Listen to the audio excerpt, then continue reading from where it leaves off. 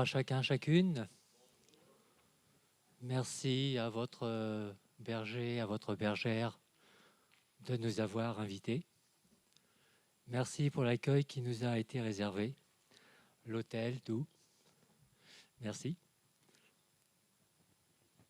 J'ai un temps limité parce que c'est un jour de joie aujourd'hui et que après le message, il y a d'autres petites activités. Donc je vais essayer de synthétiser le message. Nous ferons une lecture dans le psaume 77.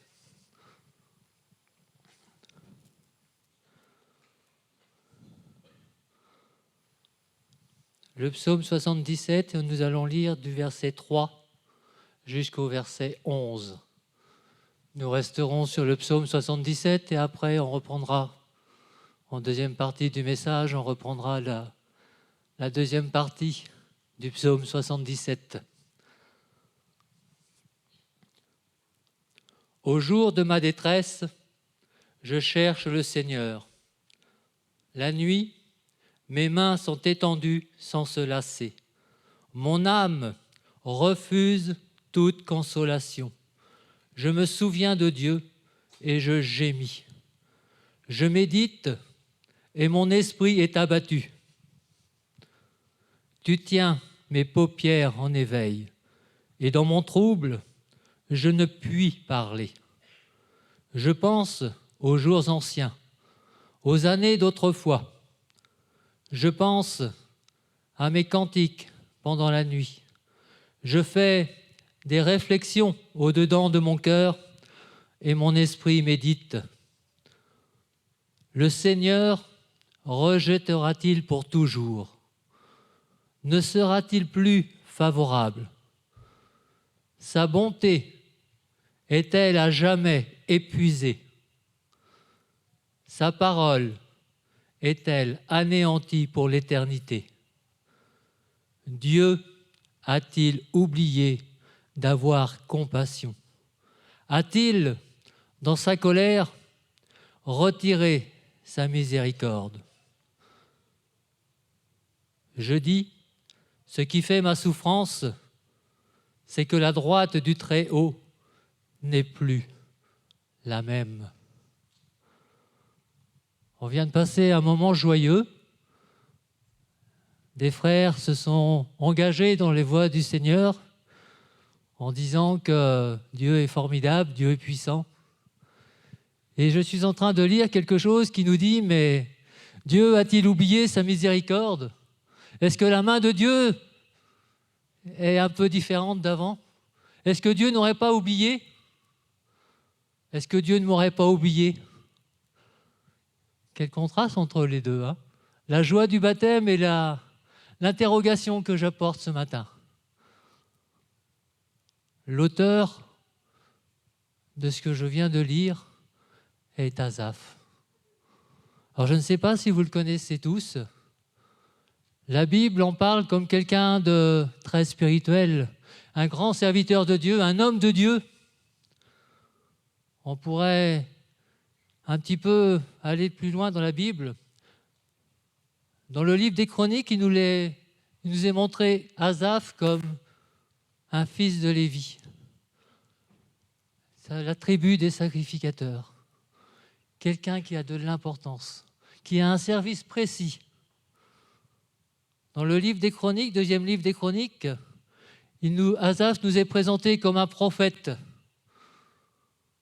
Dans le livre de Néhémie, il nous est présenté comme celui qui conduit la louange. Un chanteur, un louangeur. Quelqu'un qui est capable de détrôner les puissances de diable par la louange.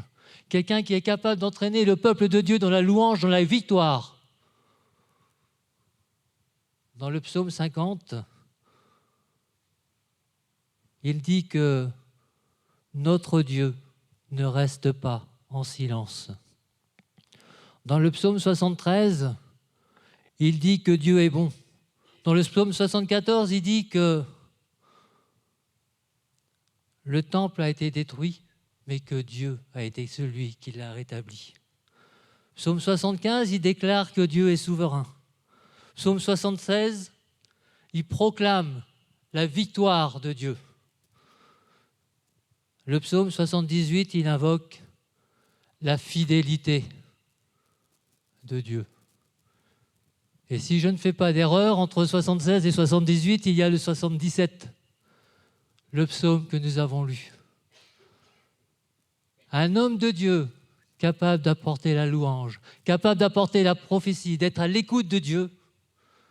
Dans le psaume 77, il nous apporte quelque chose de contraire. Il nous apporte un doute. Il nous dit, mais est-ce que Dieu est encore capable d'intervenir? Est-ce que Dieu m'écoute? Qu'est-ce qui s'est passé? Qu'est-ce qui s'est passé pour en arriver à une telle déduction, à une telle conclusion? Je ne sais pas. La Bible ne le nous dit pas. En tout cas, ça m'apprend une chose. Je peux être converti depuis des décennies, ou jeune converti. Je peux avoir vécu la puissance de Dieu dans ma vie. Et puis à un moment donné, il y a ce petit grain de sable qui va faire que je commence à douter. Il y a ce petit grain de sable qui va faire que ma vie spirituelle commence à flancher, commence à devenir fragile. Je me pose des questions sur la puissance de Dieu. Je me pose des questions sur la fidélité de Dieu. Parfois, il y a comme une amnésie spirituelle qui arrive dans notre vie. C'est un tsunami qui arrive dans notre vie spirituelle et d'un seul coup, on n'arrive plus à comprendre. D'un seul coup, on devient inconsolable. Mon âme refuse toute consolation. On a un fardeau, on a un souci, un tel souci qu'on ne voit que lui. Et mon âme refuse toute consolation. Je médite, mais mon esprit est abattu. J'ai beau méditer la parole de Dieu, mais il n'y a plus rien qui passe. Mon esprit est obstrué. Mes yeux, mes oreilles sont devenus aveugles et sourds et je n'arrive plus à comprendre. Ça peut nous arriver à tous. Et c'est pas pour ça qu'on est devenus des pécheurs. C'est pas pour ça qu'on est devenus abandonnés de Dieu. C'est simplement que parfois, il y a des circonstances dans notre vie qui font que c'est lourd à porter. C'est très lourd. Et on n'arrive plus. Alors, spirituellement, on va dire à notre frère, écoute, va prier. Asaph, il nous le dit lui-même. Je ne puis parler. On est tellement dans la souffrance qu'on a beau dire aux gens, mais écoute, t'as qu'à prier, puis ça va s'arranger. Non. Il y a des fois, ça ne s'arrange pas parce que je ne peux plus prier. Ça ne s'arrange pas parce que je ne peux plus sortir mes mots de la bouche. Alors, ce n'est pas dire à mon frère, à ma sœur, va prier. C'est je vais prier pour toi. Je vais prier avec toi. Parce que je comprends que tu ne peux plus prier. Je comprends que les mots ne peuvent plus sortir de ta bouche. Et tu es en souffrance. Alors je vais prier avec toi. Je vais prier pour toi. Et les choses vont changer. Et les choses ont commencé à bouger. Lorsque je ne peux pas prier, la Bible nous dit que le Saint-Esprit vient en nous et suscite à notre place les prières qui vont monter vers Dieu. Et ça, c'est la prière du Saint-Esprit qui va monter. Je peux, à défaut de parler comme je le fais face à vous, je peux murmurer, je peux pleurer. Et là, Dieu commence à entendre mes paroles. Dieu commence à voir mes pleurs et il voit toutes choses.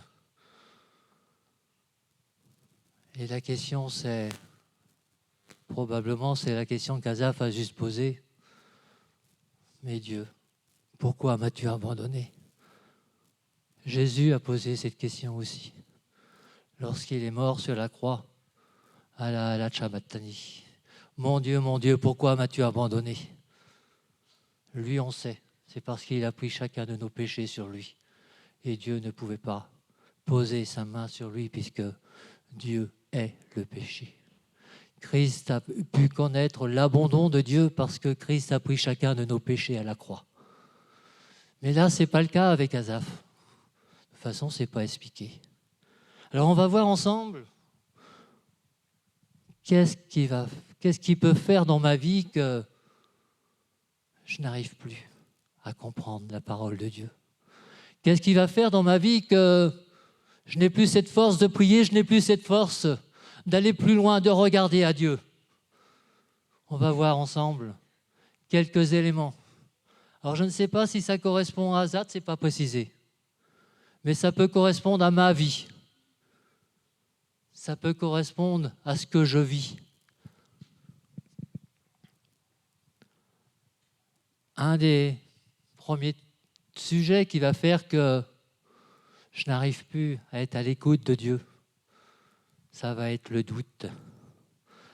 L'arme favorite de l'ennemi de notre âme.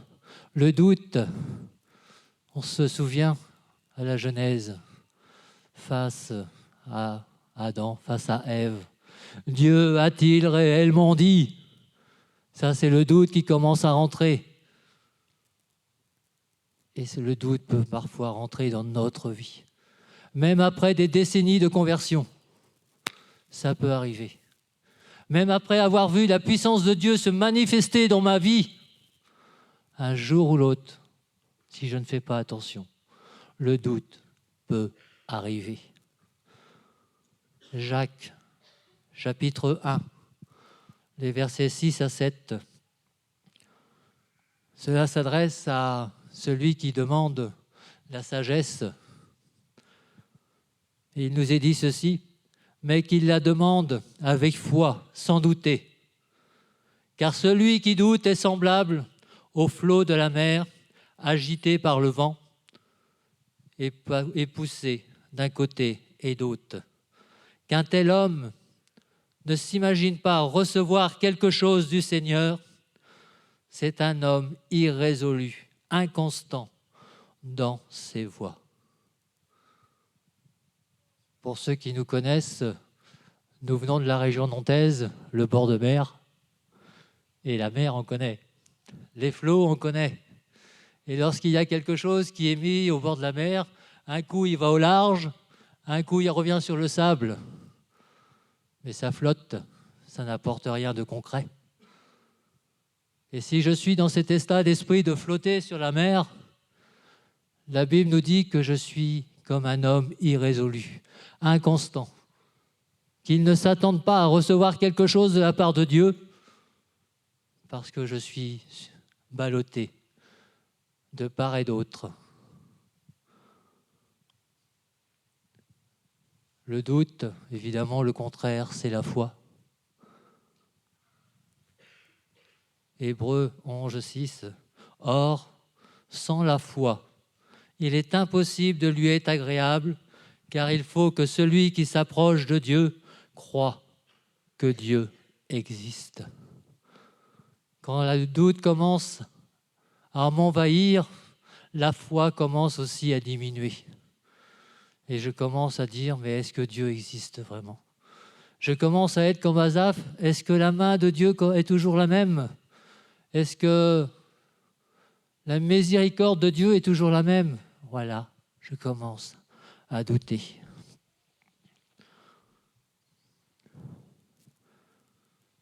Deuxième point que nous allons essayer d'approfondir ensemble, ça peut être bien sûr le doute, comme je viens de le dire, mais le deuxième point qui va influencer dans le mauvais sens ma vie spirituelle, c'est peut-être une trace de péché dans ma vie.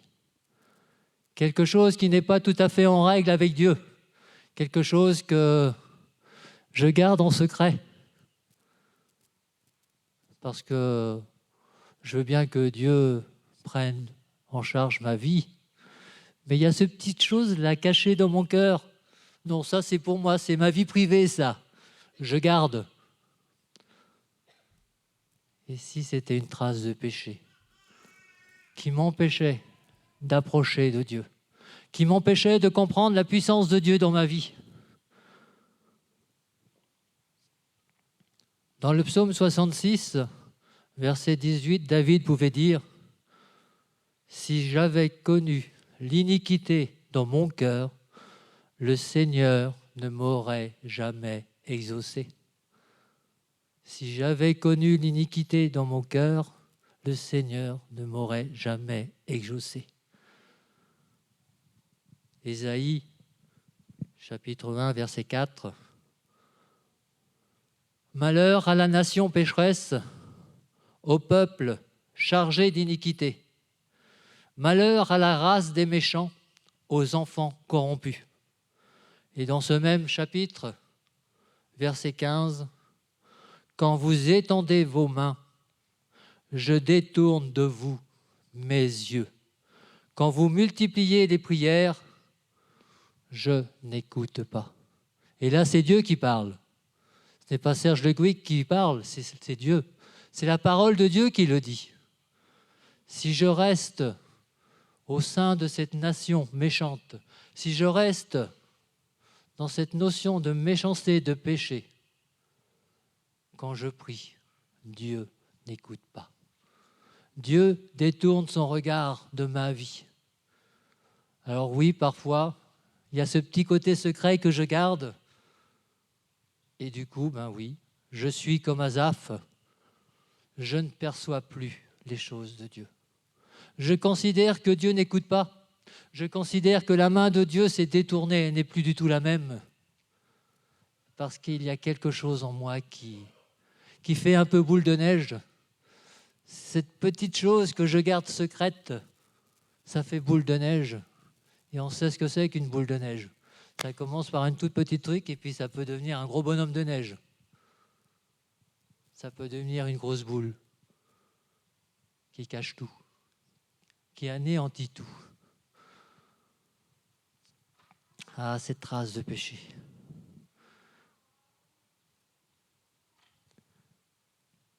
Et si simplement je n'écoutais pas Dieu?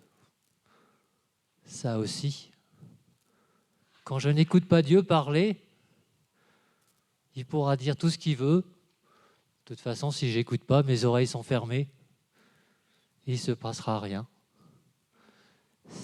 Si je n'écoute pas Dieu, je vais simplement penser que Dieu s'est détourné de moi et qu'il a changé et qu'il ne me protège plus, qu'il ne prend plus soin de moi.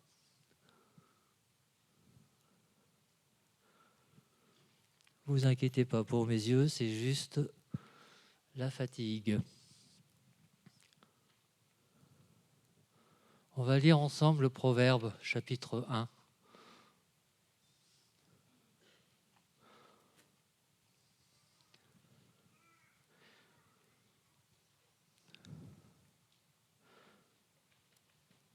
À partir du verset 24. « Puisque j'appelle et que vous résistez, puisque j'étends ma main et que personne n'y prend garde, puisque vous rejetez tous mes conseils et que vous n'aimez pas mes réprimandes, moi aussi, je rirai quand vous serez dans le malheur. Je me moquerai quand la terreur vous saisira. Quand la terreur vous saisira comme une tempête et que le malheur vous enveloppera comme un tourbillon, quand la détresse et l'angoisse fondront sur vous, alors ils m'appelleront et je ne répondrai pas. Vous n'aimez pas mes réprimandes, vous rejetez mes conseils. Et c'est ce qui peut arriver si je n'écoute pas Dieu. Ça nous arrive souvent, enfin maintenant je suis grand, mais quand les parents disent quelque chose, on n'a pas toujours envie d'écouter, puis on va faire le contraire.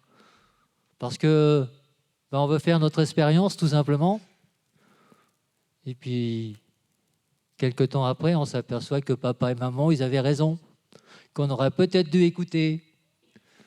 Mais avec Dieu, c'est exactement pareil. J'ai beau être mature spirituellement, j'ai quand même envie de faire mon expérience. J'ai envie de vivre par moi-même. Alors de temps en temps, le conseil de Dieu, je le mets de côté, je ne l'écoute pas. Mais qu'est-ce qu'on vient de dire? Puisque vous rejetez mes conseils, puisque vous n'aimez pas mes réprimandes, je rirai quand vous serez dans la détresse. Je rirai quand le tourbillon de vent sera sur vous. Oui, c'est dur. Mais c'est tellement plus simple d'écouter les conseils de Dieu. C'est tellement plus simple de mettre en pratique ce que Dieu nous demande de faire. En tout cas, on gagne du temps. Parce que qu'est-ce qu'on perd du temps quand on n'écoute pas? On tourne, on vire, on fait 3 fois le tour du pâté de maison avant de retrouver la bonne adresse. Parce qu'on n'écoute pas. Alors que c'est si simple d'écouter. On a vu que le doute pouvait mettre une barrière entre Dieu et moi. On a vu ensemble que une trace de péché dans ma vie pouvait aussi éloigner Dieu de moi. On vient de voir ensemble qu'il était important d'écouter ce que Dieu nous donne comme conseil. Et si, quand je demande quelque chose à Dieu, je le faisais, mais simplement que je le demandais mal. Je suis sincère dans ce que je demande, mais en fait, je le demande mal. Et si je demande mal, ça ne peut pas faire. Jacques, chapitre 4, verset 3. Vous demandez et vous ne recevez pas, parce que vous demandez mal dans le but de satisfaire vos passions. Je demande quelque chose à Dieu, mais pour satisfaire ma passion, pour satisfaire ma propre vie. Jackpot, gling, gling, gling, gling. Dieu, tu me donnes, tu me donnes, tu me donnes. Non, ça ne marche pas. Les 3 citrons alignés, ça ne marche pas là. Ça ne marche jamais avec Dieu. Le jackpot comme ça ne marche pas. Je me suis pourtant converti avec cette idée-là. Je suivais des groupes philosophiques et quelqu'un avait dit demandez, vous recevrez, cherchez, vous trouverez. Bon, je ne connaissais pas Dieu à ce moment-là, mais quand j'ai mis les pieds dans une église semblable à celle-ci, ça m'est revenu. Demandez et vous recevrez. Ah, j'avais 20 ans à l'époque. Je rêvais d'une Mercedes 500 SEL. Je l'ai demandé à Dieu, hein. J'attends encore. Parce que j'en ai pas besoin. Parce que je me déplace très bien sur ma Mercedes. Je l'ai même pas en miniature. J'aurais pu à la limite m'en contenter. Non. Mais à l'époque, je ne savais pas, je demandais pour satisfaire mes ambitions. Mais ça ne marche pas comme ça avec Dieu. Il faut demander pour satisfaire la volonté de Dieu. Et à partir du moment que je demande pour satisfaire la volonté de Dieu, c'est marrant comme les choses changent. Peut-être que si j'avais dit à Dieu, tu sais, je veux une Mercedes 500, mais ça va être pour transporter mes frères et sœurs. Bon, ce n'était pas ma motivation de l'époque. Mais peut-être que ça aurait marché. Je ne sais pas. Puis j'essaierai pas. Laissons-nous guider par le Saint-Esprit. Il y a un exemple assez flagrant dans Matthieu 20. La mère des fils de Zébédée qui prie Jésus. Ordonne que mes fils soient l'un à ta droite, l'un à ta gauche. Ça, c'était la volonté humaine. Ce n'était pas forcément la volonté de Christ que là-haut, les fils soient assis à droite et l'autre à gauche. En tant que fils de Dieu, on sera tous là-haut, de toute façon. Qu'on soit à droite ou à gauche, c'est peut-être pas très important, ça. Le plus important, ce sera qu'on sera tous ensemble dans la présence de Dieu. Je le disais un peu tout à l'heure, que parfois, il faut, lorsqu'on demande à Dieu, il faut se laisser inspiré par le Saint-Esprit. Romains 8, verset 26. De même, aussi, l'Esprit nous aide dans notre faiblesse, car nous ne savons pas ce qu'il convient de demander dans nos prières. Mais l'Esprit lui-même intercède par des soupirs. Voilà, en quelques points, il y en aurait d'autres, mais je pense que ce sera suffisant. Quelques pistes pour chacun de nous qui peuvent nous aider à comprendre pourquoi nous avons l'impression que Dieu s'éloigne de nous, qui peuvent nous aider à comprendre pourquoi la main de Dieu, on a l'impression qu'elle n'est plus la même. On va reprendre le psaume 77.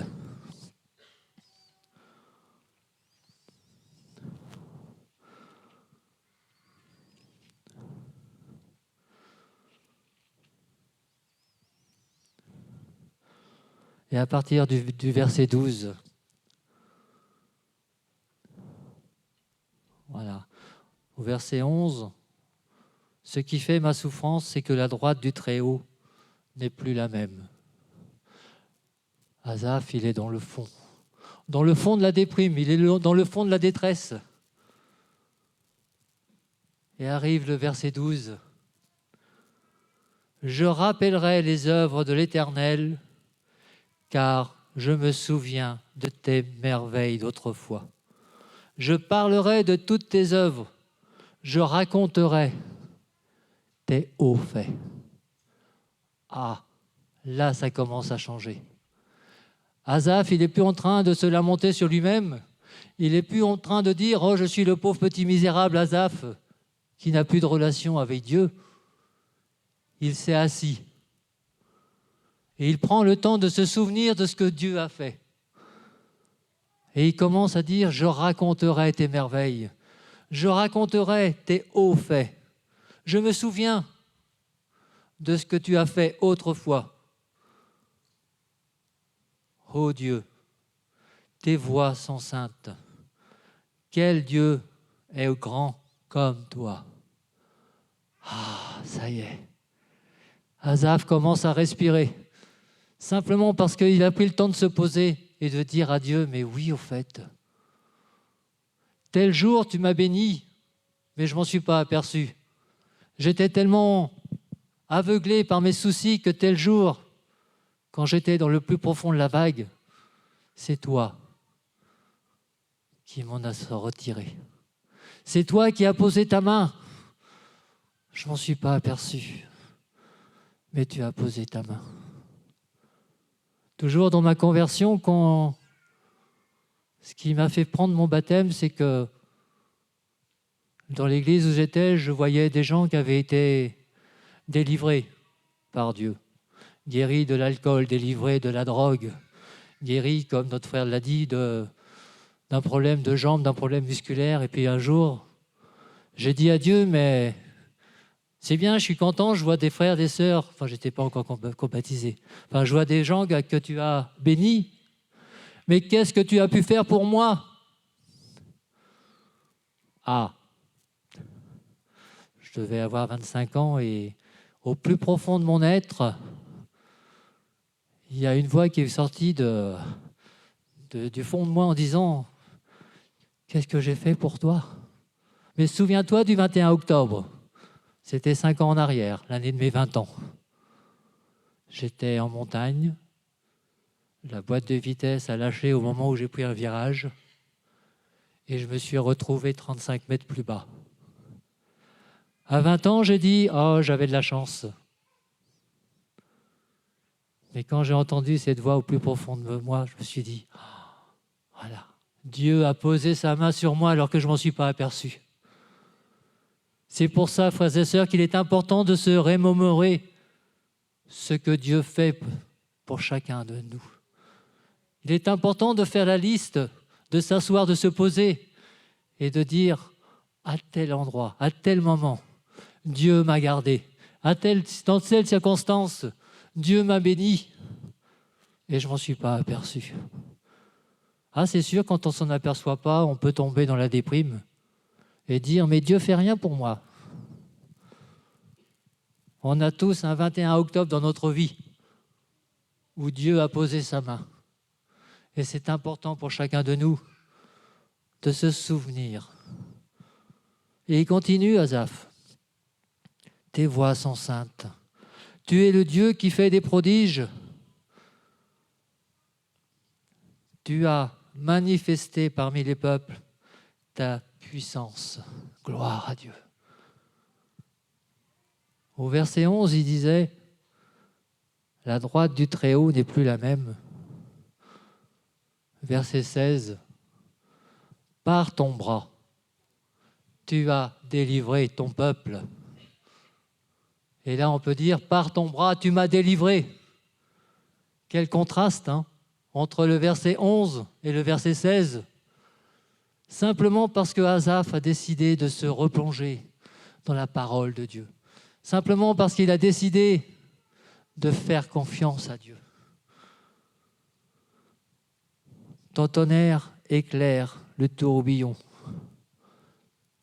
Tout à l'heure, je disais que lorsque je me détournais des choses de Dieu, si j'étais dans le tourbillon, Dieu se détournait. Là, c'est ton tonnerre éclaire le tourbillon. Je peux être dans un tourbillon, mais je peux être dans l'orage, dans le tonnerre. Mais la puissance de Dieu éclaire. Et là, ce n'est pas un tonnerre de tempête, c'est le tonnerre de Dieu qui est sur ma vie et qui change tout. Tu te frayas un chemin par la mer. C'est ce que nous avons chanté tout à l'heure. Tu nous as frayé un chemin. Si Dieu est avec nous, qui sera contre nous? Il faut que nous puissions vivre le psaume 77 à partir du verset 12 jusqu'à la fin. Parce que c'est quelque chose qui transforme notre vie. Parce que c'est quelque chose qui va nous bousculer. Je peux choisir de me lamenter, comme du verset 3 à 11. Mais dans ce cas, je vais dans le mur. Je fonce la tête la première dans le mur et évidemment, je vais me faire du mal. Je vais m'auto-détruire. Tu as conduit ton peuple comme un troupeau par la main de Moïse et d'Aaron. Et c'est vrai que Dieu a conduit son peuple. Et c'est vrai que Dieu nous conduit, me conduit. Tu as conduit ton peuple. Le psaume 23, n'est-ce pas? Dans l'ombre de la vallée de la mort, tu es celui qui me conduit. La tempête peut être là, je peux avoir de quoi déprimer, mais dans l'ombre de la vallée de la mort, tu me conduis. Ta houlette et ton bâton me rassurent. On le connaît tous par cœur, ce psaume 23. Quelle force, quelle puissance. Alors oui, ce matin, j'ai envie de nous encourager à chacun à dire « Mais tu es le Dieu de mon salut, tu es le Dieu de la source de ma joie. Qu'importe la montagne qui m'écroule en ce moment, qu'importe l'obstacle qui m'empêche de te voir. Que je te vois ou que je ne te vois pas, Dieu est là. Qu'on le voit ou qu'on ne le voit pas, Dieu est dans notre vie et il prend soin de nous. Mais c'est tellement plus réjouissant de le voir. C'est tellement plus réconfortant de le voir, ou au moins de le sentir. Mais qu'on le veuille ou non, de toute façon, Dieu est là.